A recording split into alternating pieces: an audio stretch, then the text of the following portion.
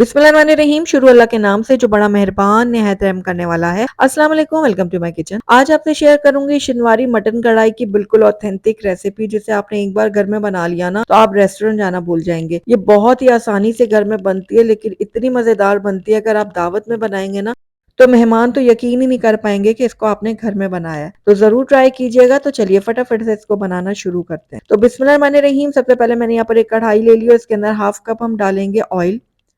उसके बाद हम इसके अंदर ऐड करेंगे मटन। मैं यहाँ पर आधा किलो मटन का इस्तेमाल कर रही हूँ। अगर आप चाहें तो बीफ या फिर चिकन का भी इस्तेमाल कर सकते हैं। हस्बे ज़रूरत इसके अंदर नमक भी मैंने ऐड कर दिया और अब दोनों चीज़ों को हम अच्छी तरह से मिक्स करेंगे और उसके बाद इसको कवर करके हम लो फ्लेम में तकरीबन 10 से 12 मिनट के लिए पकाएंगे। अगर बीफ का इस्तेमाल कर रहे हैं ना तो फिर इसके अंदर आप थोड़ा सा पानी ऐड कर दीजिएगा, तकरीबन 1/4 कप के जितना, और उसके बाद आप इसको पकाइएगा। तो बस अब इसको कवर करके पकने के लिए छोड़ देते हैं। तो तकरीबन 10 से 12 मिनट हो गए थे गोश्त को पकते हुए और इसका पानी काफ़ी रिलीज़ हुआ था और उसी पानी में ये गोश्त पकता रहा और अब देखिए पानी अच्छे से ड्राई भी हो गया। तो बस इस टाइम पे आकर इसके अंदर 1 खाने का चम्मच भर के मैं लहसुन अदरक का पेस्ट शामिल करूँगी और लहसुन अदरक को हम पकाएंगे गोश्त के साथ तब तक जब तक इसका कच्चापन ख़त्म नहीं हो जाता और गोश्त का कलर है ना थोड़ा सा गोल्डन नहीं हो जाता। तो लाइट गोल्डन होने तक हमने गोश्त की भुनाई करनी है।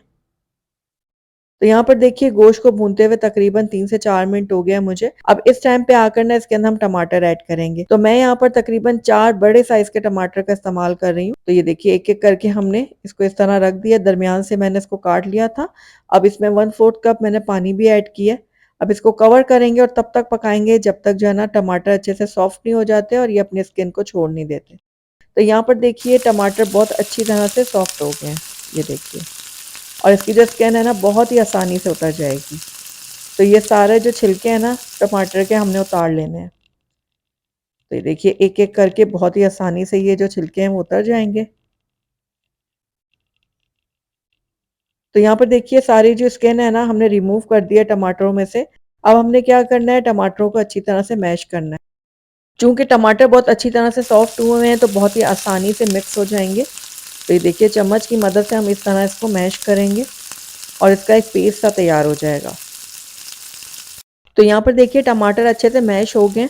तो बस अब इस टाइम पे आकर इसके अंदर हम ऐड करेंगे साबुत हरी मिर्चें। जो मोटी वाली हरी मिर्च होती है ना हम उसका इस्तेमाल करेंगे यहाँ पर, और आप चाहें तो इसको दरमियान से कट करके भी डाल सकते हैं। तो बस हरी मिर्च डालने के बाद भी इसको मैं कुछ देर के लिए पका लूँगी। उसके बाद हम इसके अंदर ऐड करेंगे कुछ सूखे मसाले। तो सूखे मसालों में सबसे पहले मैंने यहाँ पर हाफ टी स्पून डाला है काली मिर्चों का पाउडर।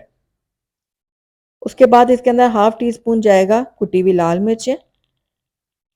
लाल मिर्चों का पाउडर भी मैंने यहाँ पर हाफ टी स्पून लिया है। सफ़ेद मिर्चों का पाउडर भी हाफ टी स्पून जाएगा इसके अंदर, और यहाँ पर गरम मसाला पाउडर लिया मैंने हाफ टी स्पून।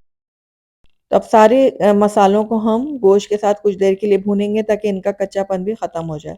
तो तकरीबन 1.5 से 2 मिनट के लिए हम दोबारा से इसकी भुनाई करेंगे। तो लगातार चम्मच चलाते हुए हम इसकी भुनाई कर रहे हैं और फ्लेम को मैंने मीडियम हाई पे रखा हुआ है।